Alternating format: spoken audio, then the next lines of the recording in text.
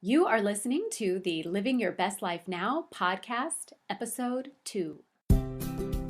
Ready for your best finances, career, health, family life, and relationships? Welcome to Living Your Best Life Now, the place for expert information, resources, coaching, and guidance to help you start living your dreams. Let's get started. Here's your host, Becca Armstrong. Hello and welcome. Becca Armstrong here, and welcome to this episode of Living Your Best Life Now podcast. As always, we are so very honored that you're here. We know that you have multiple options to choose from for your personal success podcasts, and the fact that you've chosen this show and you're here with us listening now means the absolute world to us. So we promise to make it valuable and worth your very special time. Today, we're talking about purpose and passion. So we're going to start with a quote. Purpose is the reason you journey. Passion is the fire that lights the way. Unknown author. So let's talk about passion. How do you know when you're passionate? Now, this is something that we might be drawn to look up. We might Google it and say, okay, well, what's the definition of passion? But I want to actually invite you to tap into your own definition of passion. Think about the things that ignite you, that you feel enlivened by. Now, I'll give you a little hint here. Passion is not always pleasurable. It's not always connected with joy. Sometimes it can be connected with fire and anger and fury. So think about what is your definition of passion, and think about the moments where you feel passionate. Now, I can think about in my own life what really ignites passion for me. And it goes in two different directions, pleasure and joy and anger. Now, the first thing is that when I see somebody tapping into and harnessing their empowerment and really learning and discovering that they are limitless and whatever they want and they desire, that they can create, they can engage, they can achieve, they can live it, not as a dream, a hope, a wish, but as a reality. That is something I'm enormously passionate about. Now, in the same vein, if I am connecting with someone and they have a victim hat on and they feel like life is happening to them and they're not in control and they don't get to choose, or they feel like what they desire is locked up as a hope or a wish, but not something that could be their reality. They feel totally disempowered. They feel stuck. They feel hopeless. They feel like they're going under and they can't get out of it. That ignites me. It ignites me in a way that is like just like a fight. Like if I had a sword, I'd wield it and I'd say, no, that's not who you are. It's not how you're designed to be. It brings forward unbridled passion. And I feel ignited to show them who they really are. Now, passion is the energy, it's the fuel, it's the plutonium in your gas tank that allows you to feed, nurture, and bring forward and engage your purpose.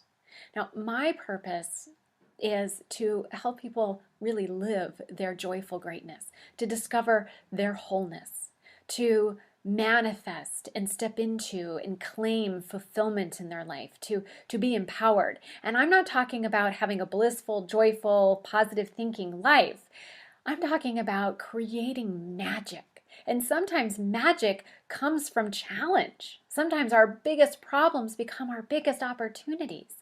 But I never want someone to believe that the problem is bigger than they are, that the opportunity is an obstacle. It really is an opportunity. It's fuel, it's plutonium in their gas tank if they simply know how to engage it. So my purpose is to help people return to who they really are, to discover their truth, and to live it, not to just discover it, not to leave it on the shelf, the hypothetical shelf, but to take it off the shelf and to engage it and to live it and to really allow themselves to discover some pretty cool, awesome stuff. So my passion fuels my purpose, helping you create and live your best life now.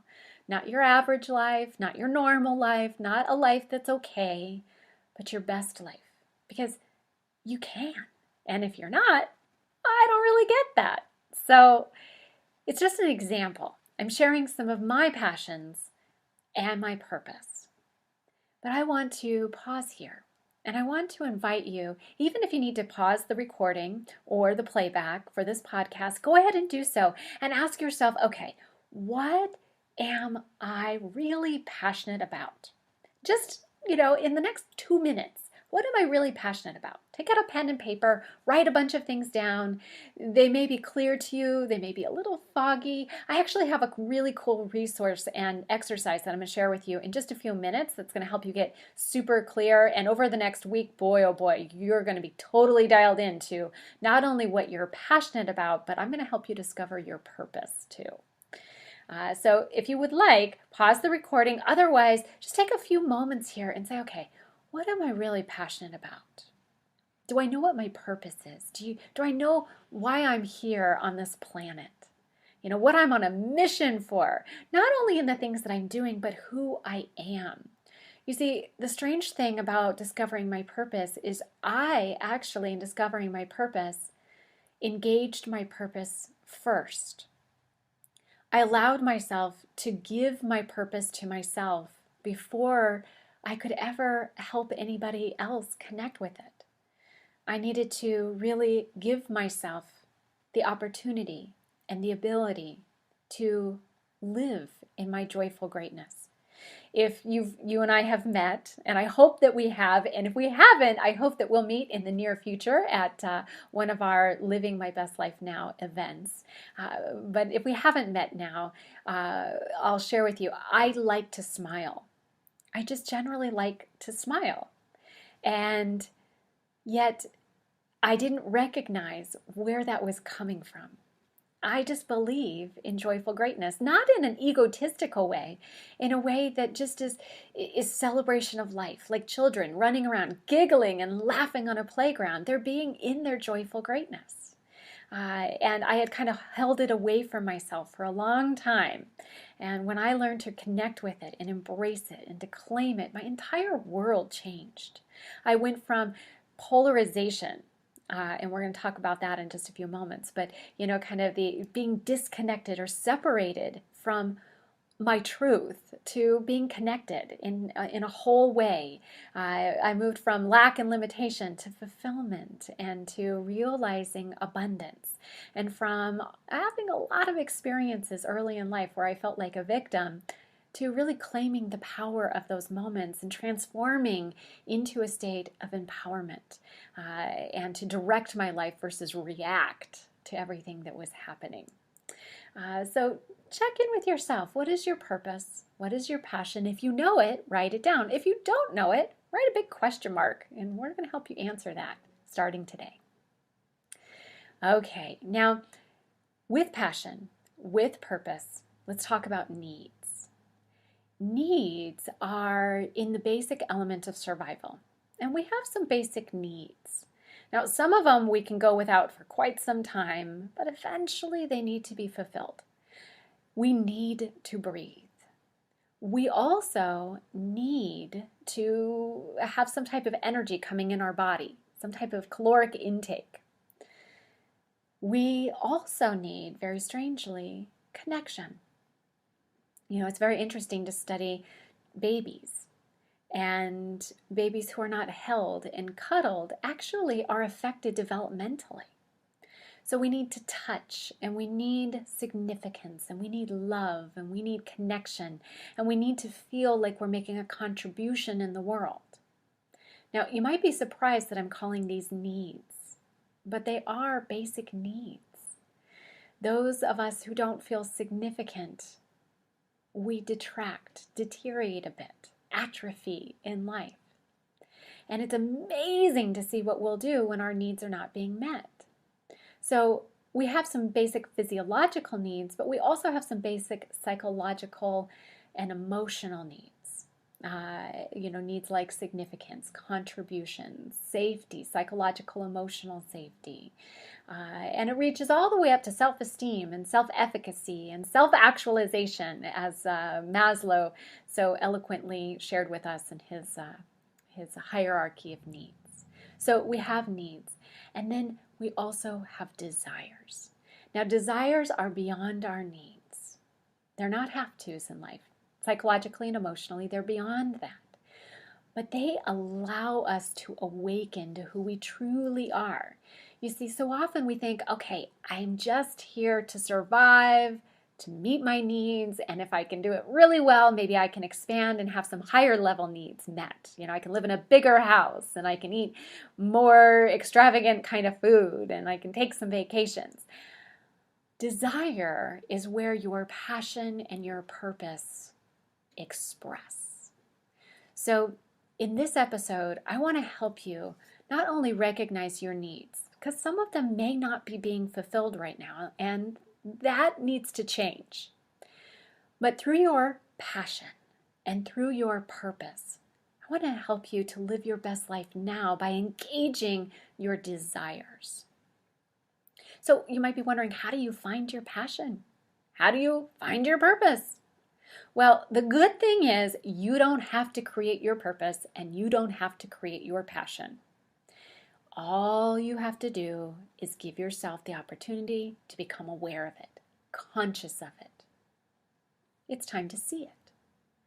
So you can see your passion. We're going to start with passion here.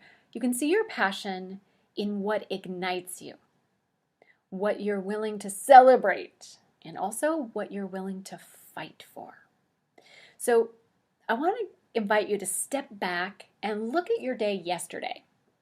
You might have to take a moment and say, what in the heck did I do yesterday? Once you're able to connect with yesterday, however long ago it was, be the observer of it. Now, your observations are going to be subjective, and for passion, that's perfectly awesome. Now, when you look at yesterday, what did you notice about passion? You might look at yesterday and say, I didn't feel passionate about yesterday at all. As a matter of fact, I want to challenge you on that. If you didn't feel passionate about yesterday, why not? Now, you might have disliked yesterday, which is still passion. It's saying, this isn't serving me. No way, no more, no how. As a matter of fact, I had a day like that yesterday. I had some really cool opportunities that came my way. And if I shared all the details of these opportunities, boy, a lot of people would say, wow, these are really cool opportunities, but they're so off purpose for me. Now, they're really on purpose if my ego was leading, and I wanted to look pleasing to others, and if I wanted to, kind of stroke my ego and all of that stuff. But it just, it fueled me. I said, no, this is not where it's at. This is busy work. And this is busy being up on stage kind of work. But I want to be out there helping people ignite this stuff within them. I want to be helping them discover their truth and move from lack and limitation to the wholeness and the well-being and the joy that they are. And it doesn't matter what's going on in their life. I don't care if they're in the trenches and they're deep in turmoil. I want to help them to start to move from that state and to harness that state to move out of it.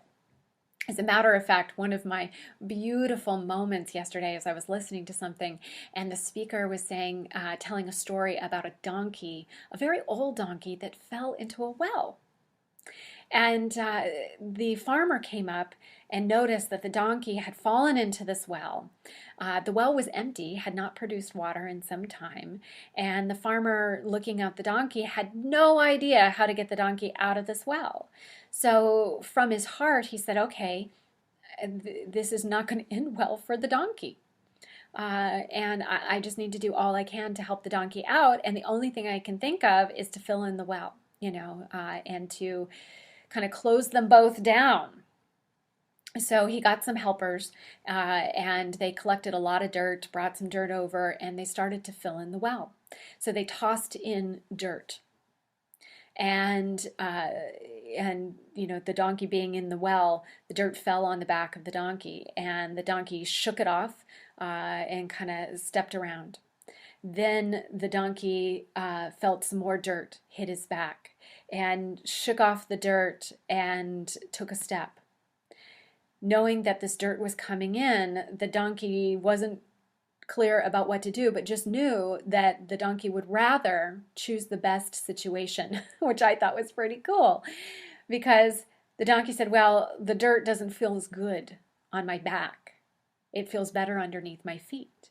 So with every shovel full of dirt that these farmers were throwing into the well, the donkey was shaking the dirt off of its back and stepping up on top of that which fell on the ground. And this went on for a very long period of time. And soon the donkey was within reach of being able to climb out of the well. Because the dirt that was meant to close down, shut down the livelihood and the life of this donkey was actually the same dirt that lifted the donkey up and caused the donkey the opportunity to step back into life. Now we get dirt thrown on our back. So that's just an example of passion, because the donkey was passionate about life and said, you know what, in life, what feels better is for the dirt to be under my feet rather than on top of my back. And if the dirt is coming in and I have a choice, what feels best to me? On my back? No. Under my feet? Yes. And it's the dirt that was meant for the donkey's harm that caused the donkey's abundance and fulfillment and ignited the donkey back in life. So no matter what's going on in your life, look at yesterday and say, okay, what was going on? Did I allow the dirt to fall on my back, or did I step up on top of it? And am I okay with it? Do I feel blissful about the dirt on my back? Do I feel blissful about the dirt underneath my feet? Or do I feel ignited that I allowed the dirt to be on my back? Or do I feel ignited because I claimed the dirt and called it and moved it under my feet? So just notice whatever happened yesterday, where's your passion? Even if it was turned off, why was it turned off? What were you stepping outside of in your day yesterday? Stepping back from, separating yourself from. And please, never look at these questions through criticism or judgment. Look at them through your heart. Look at them as though this is information to you, from you. When you ask these questions of yourself, listen with your open heart and receive the answer, receive the guidance. So as you become aware of yesterday, notice where you felt joy. Notice where you felt anger. Notice where you felt like you were engaging your best self. Notice where you felt disconnected. And again, from a place of absence of judgment, just become aware. Now, in my office, if you and I were sitting here together, I'd show you a rubber band that I have in my desk. And on this rubber band, it's a thick rubber band. On this rubber band, I have passion and I have pain written side by side. I have a bunch of these. So I also have love and I have fear. And they're written as if they're one word, so they look connected. And the cool thing is I write them on this rubber band, this thick, wide rubber band, so it's easy to write on them. And then what I do is it looks like one word, but then I cut it in between where the words connect. So then I lay this rubber band flat out on my desk, and on one side you see love, and on the other side you see fear. Or on one side you see pain, and the other side you see passion. And so this is a demonstration of a universal law and principle, which is called the Law of Polarity. And the Law of Polarity is very simple. It says everything has an equal and exact opposite. Up has a down, in has an out, hot has a cold, dark has a light. And most of us, if we're engaged in one of the opposites that don't feel good, we try to get away from it instead of harnessing it. You see, the donkey couldn't get away from the dirt. The dirt was falling on its back. But the back of the donkey and the feet of the donkey were equally present. And the donkey shook off the dirt from its back and claimed it underneath his feet. Now, when you are in journey to love, you may go through the door of fear. When you're in journey to your passion and to reconnect with your passion, you may go through the door of pain or extreme discomfort.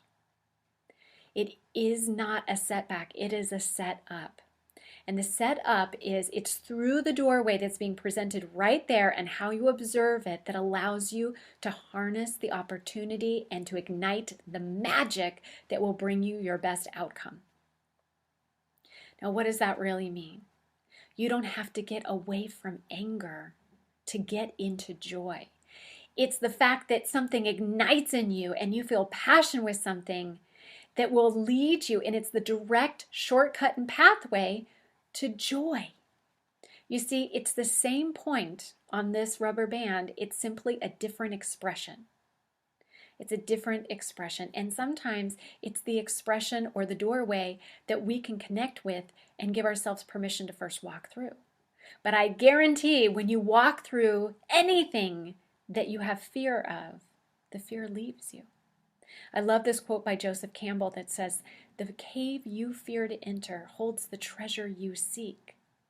You see, so often we're trying to find the treasure outside of the cave. The cave is not dangerous for you. It's an unknown zone. It takes you out of what you know, and it takes you into a place of uncertainty. So when you're looking for your passion, you don't have to look any place else than where you are right now. And the presence of your passion or the absence of it will give you indication as to what it is. So take a moment and say, okay, what upsets me? And what really brings me overwhelming joy? Notice that they are, in some way, equal opposites of each other. And that which you are wanting to avoid is the fastest path to that which you are wanting to connect with, which is so fantastic. It's like if we want to get in shape and we want to avoid the sore muscles, it's the sore muscles that give us the fastest path to getting in shape sometimes. And I know that you might be a fitness trainer and you might say, no, that's not the case. You don't need to have sore muscles to get into shape. And that's all well and good. It's just a simple example of polarity. And sometimes our polarity can come with extremes. So as a gift to you, if your life is pure misery right now, I want to support you in going into the misery and actually reducing it. By addressing that which is miserable, you are basically reclaiming the power from it. You're saying, you know what? If you had more power than me, I would avoid you. But because I know that I am a limitless, empowered being and there is nothing more powerful than me, I'm going to face you. And in facing you, I reclaim that power that I gave you over me. And when I reclaim my power, there is no thing and no influence that you can sustain over my life. And you get to be reintroduced to your passion. So here is an assignment, if you will, an exercise, an opportunity, if you choose to engage it. I invite you to go on a passion quest for the next week. My good friend Marcia Weeder, who is a coach, shared this with me, taught me, and trained me in passion quests.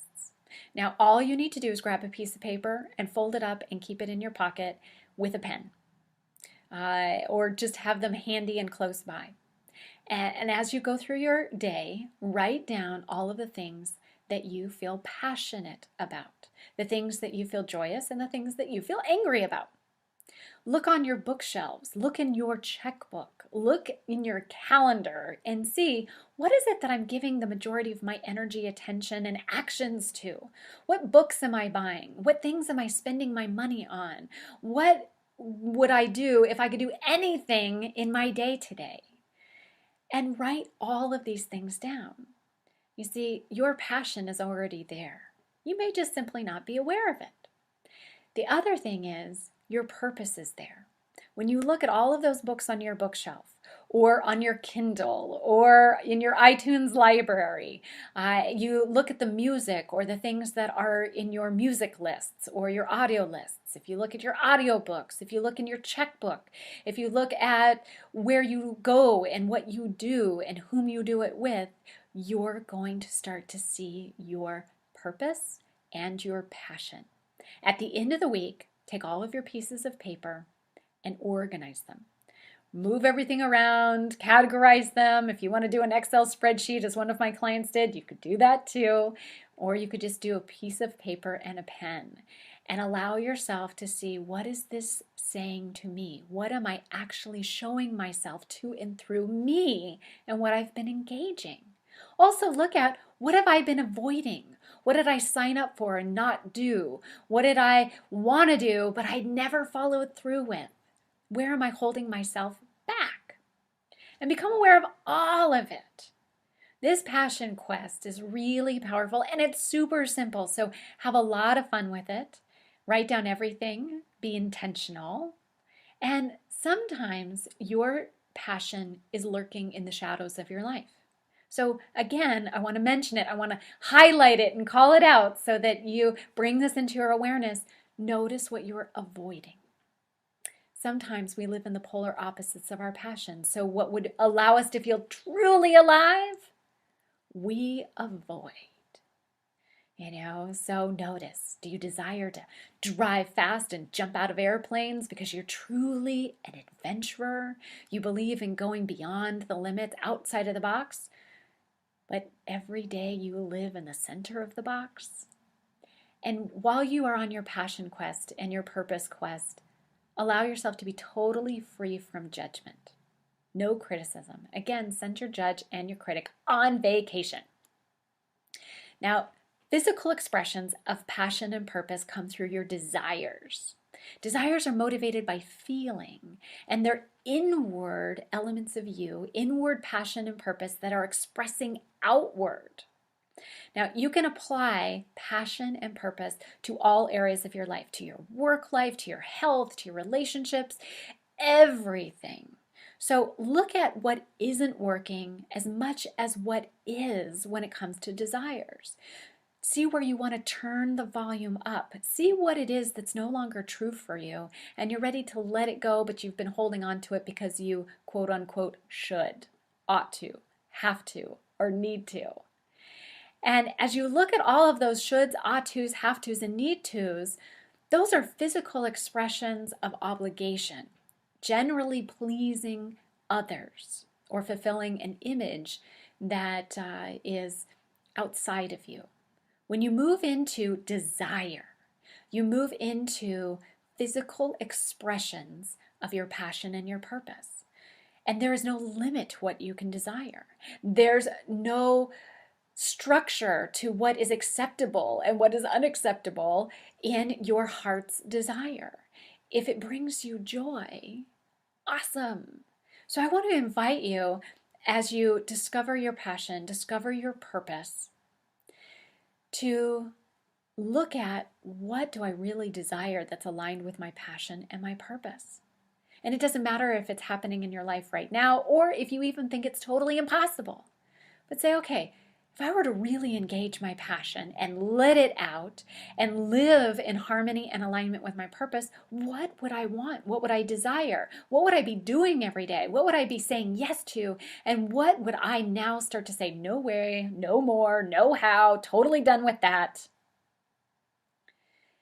And as you discover these things, I want to encourage you to also write them down. Writing, again, engages an entire different part of us. It engages the part of our brain that's really hardwired and connected with our heart. Our heart is the first responding organ to emotional stimuli in our environment. And we pick it up on average 6 to 7 seconds before we're even aware of it. There are studies that actually extend that time frame to minutes based on the emotional content of it. So your heart is almost like an intuitive organ for you. And your heart actually is designed to guide your brain. And when you write, you're allowing yourself to write through the faculties of your brain that are connected with the messages of your heart. So that's why I encourage you to write versus type or just think about it. Again, this is also not a thinking exercise. This is a feeling exercise. As you read all of the things that you discover and you write down on your passion quest, and you start to look at your purpose as it unfolds and emerges from what you write down and discover about you, allow yourself to be criticism free, and to really notice and welcome, and then select desires that are a match. Now, when you first look at your passion and your purpose, it may be a bit of an emotional experience. It may be quite emotional for some, and allow that. I've had clients that really feel very emotional for hours or even a few days after discovering their true passions and their true purpose here in life, and the desires that they truly want, that they either were not aware or not giving themselves permission to engage before. And so allow those emotions to float and to move and to be free of judgment. I encourage you just to love them. And then from this place of awareness, I'd like to invite you to select 1 to 3 desires that you're ready to make your reality. So there you have it. We'll be sure in the show notes to include the exercises, resources, some additional links, and if you find yourself getting stuck or you'd like some support or guidance from myself or my team, we'll put how that can happen for you in the show notes as well. We're here for you, and I transparently want you to know we believe that you are designed to create and live a life that you love. There is nothing too big for you that you cannot bring into your life, create, and live right now if it is your heart's desire and something that you really, really want. So it is a pleasure and joy to connect with you, to share these resources, and we look forward to connecting with you in an upcoming episode.